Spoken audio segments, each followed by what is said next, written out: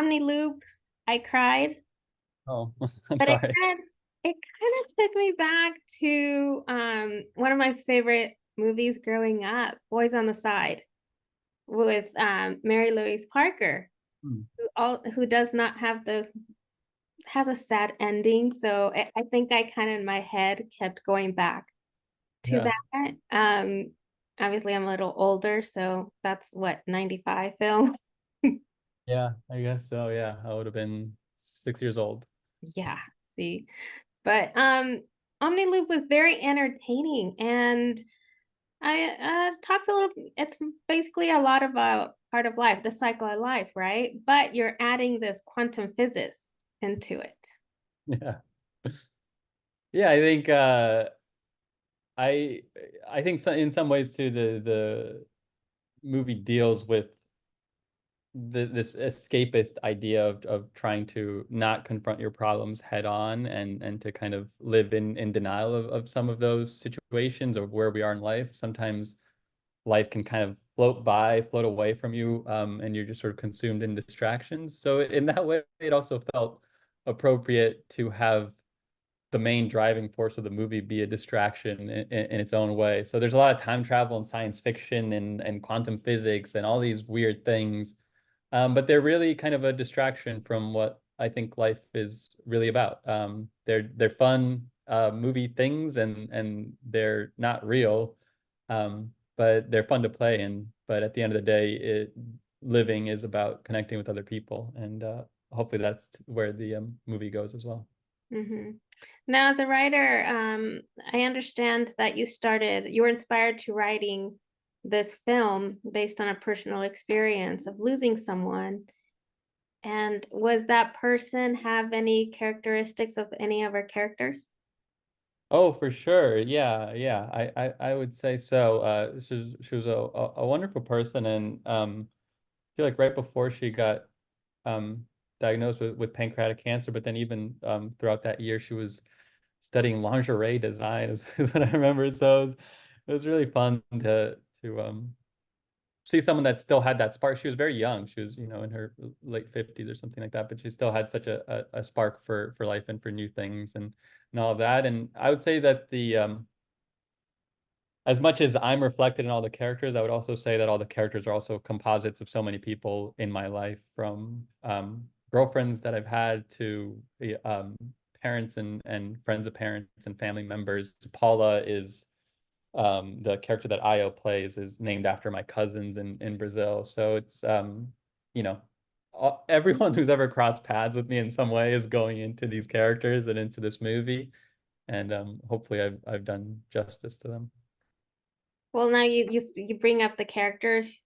Can you tell me about selecting the cast, mainly to play Zoya and Paula?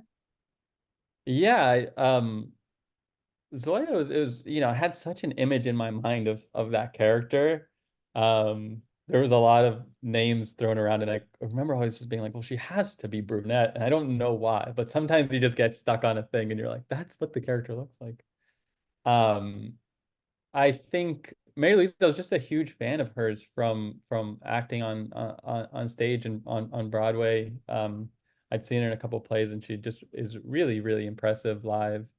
And it happened to be the pandemic, and so she wasn't acting on Broadway, and so we were able to kind of get in touch with her, and we had a great phone call where I felt like we just understood each other and understood where we were both coming from.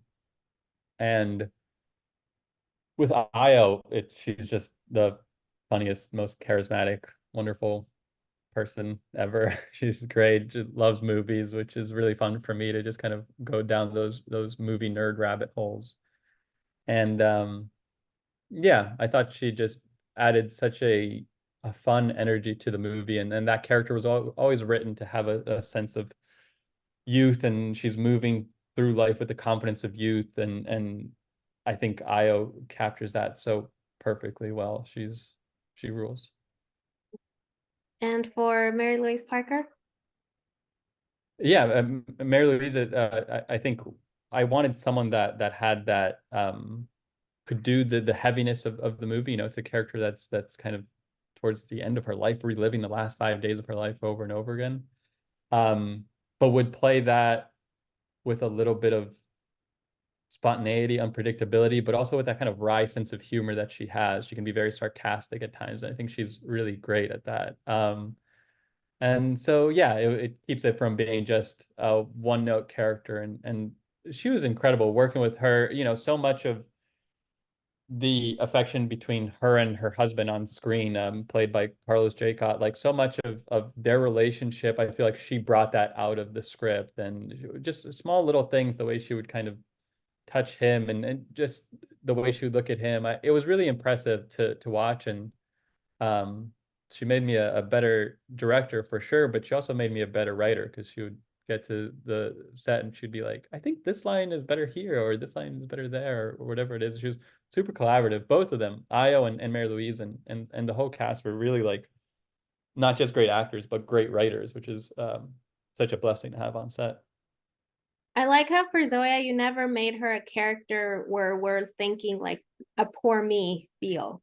She was always Mhm. kind of like accepting, but then Mhm. challenged to try to make it different. Yeah, I think hopefully she's got some life to her, and spark to her, and it's all of it. It's the good and the bad. There's self-loathing, and then there's also confidence. And I feel like those are things I feel all at once sometimes too. Like right before we did these, right before I got on to do this Zoom and do these interviews, I'm like so nervous. I'm like, oh my God, what am I going to say the right thing? And then you get on here and you just kind of like just talk.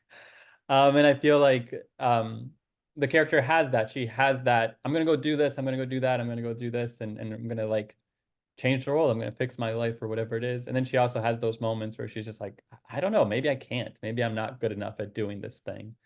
And so try to capture both sides of it, and create someone that felt um, realistic but also cinematic. Hmm. And what made you pick a pill, a time travel pill? It's a It could great have been question. anything else. I've had the idea of time travel pills for so long. And I was always like, I got to use this before someone else does. I liked that it was something internal, that it was not something you walk into, but something that you put into your body. I liked this, it felt like it was sort of subverting a trope. I feel like usually it's time machines. I like that it was something that was coming from inside of you. And then, of course, that connects very well to she's got a black hole in her chest, and it's all very sort of internal. um, but yeah, I don't know. I time travel pills, honestly, that's been a thing in my head since like 2009 or something. So the fact that it's actually now in the world is really funny to me. I love it. And to wrap up, if you could take the time travel pill, where would you take it to?